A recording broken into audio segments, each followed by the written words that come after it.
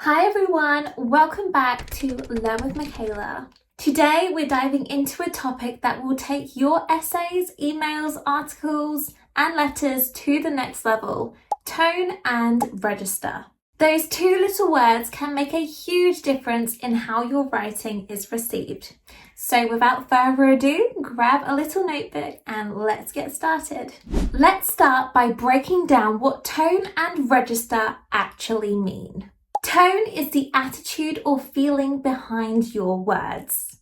For example, is it friendly, formal, enthusiastic, sarcastic, or apologetic? Register, however, is about formality. How appropriate is your language for the context? Let's take a look at an example of formal versus informal register. Formal register: we regret to inform you that your application was unsuccessful. Informal register: sorry you didn't get the job. As you can see here, they have the same message but a very different tone and register. So the general thing to remember is that formal tone is respectful, objective and polite.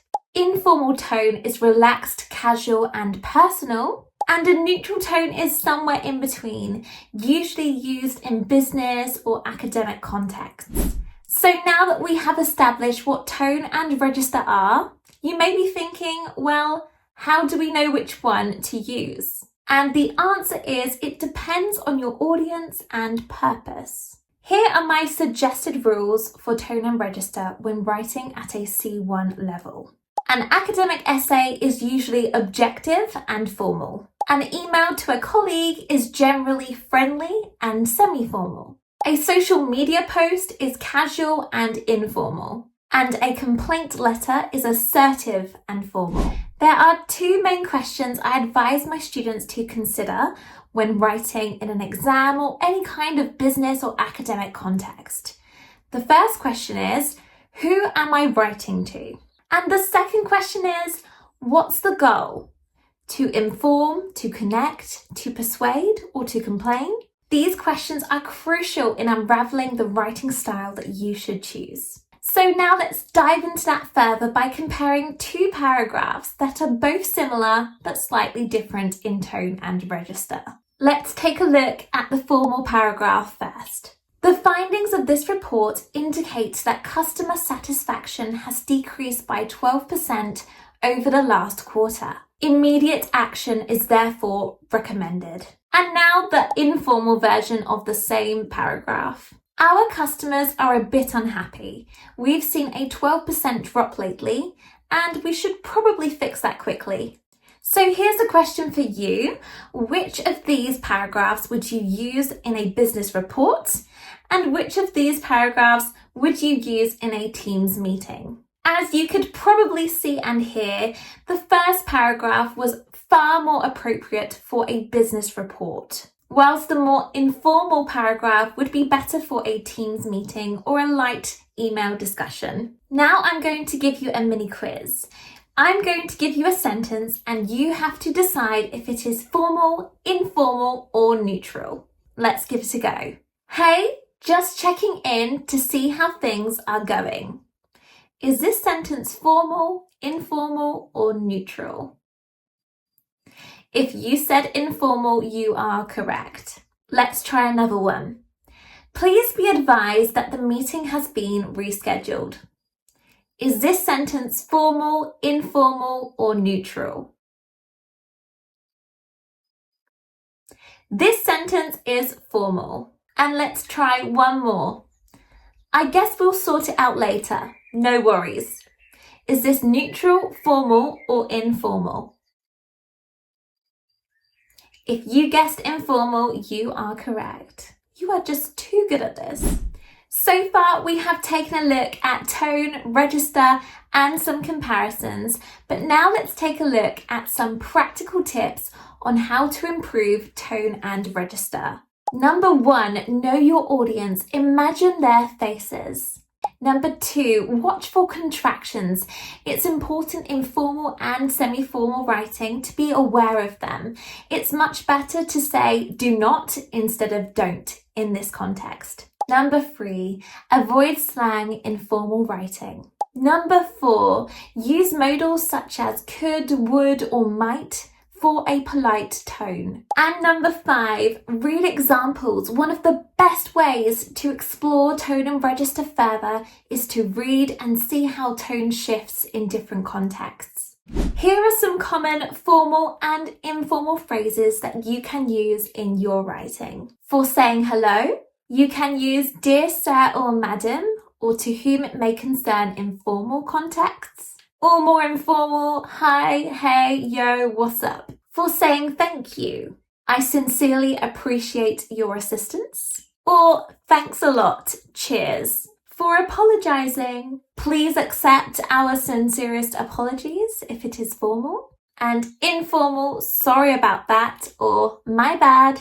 For giving bad news, we regret to inform you if it is formal. Or more informal, sorry but, or unfortunately. For requesting something, I would be grateful if you could. Or informal, can you mind doing me a favour?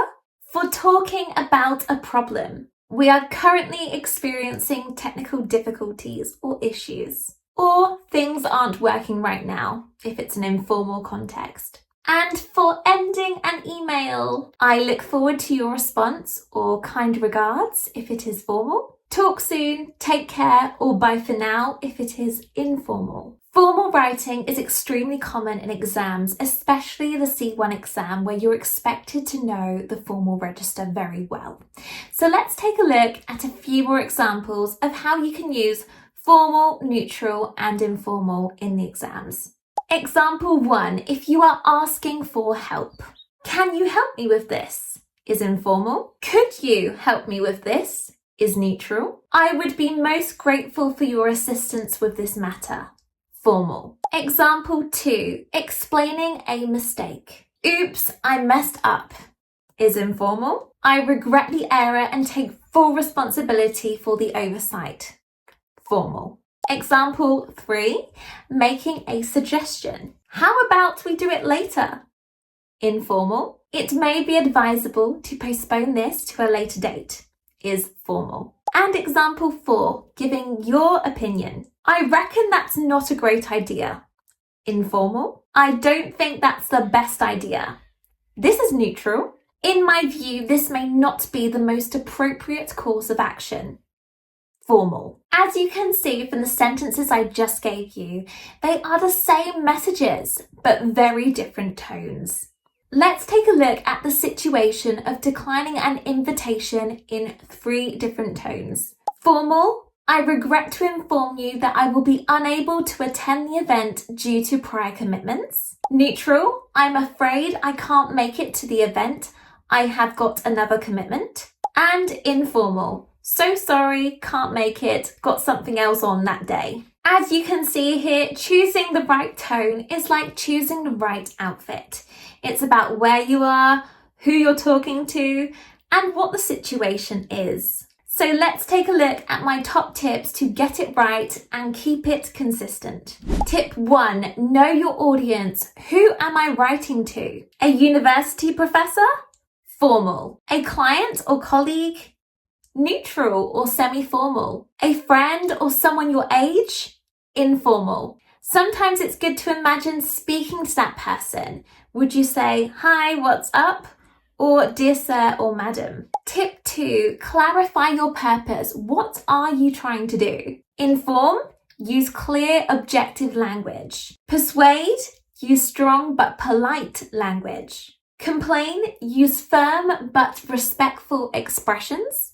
Apologize, use a humble and polite tone. For example, a persuasive tone might say, it is crucial immediate action is taken, but an informative tone would say, the data indicates that immediate action may be necessary. Tip 3, choose appropriate vocabulary. Each register has its own vocabulary set. For instance, a formal register uses vocabulary like commence, request, therefore, assistance. And an informal register uses vocabulary such as start, ask, so, help. It's important not to mix them. For instance, saying we would like to start the project ASAP is mixed tone. Would like is formal and ASAP is informal. Instead, it would be better to say we would like to commence the project as soon as possible. Tip 4. Be consistent. Once you choose your tone, stick with it. Avoid this. Dear sir, I'm really sorry, but I can't make it in. I hope it's cool with you. This mixes formal dear sir with casual I hope it's cool with you. Instead, be consistent. Dear sir, I regret to inform you I will be unable to attend the meeting.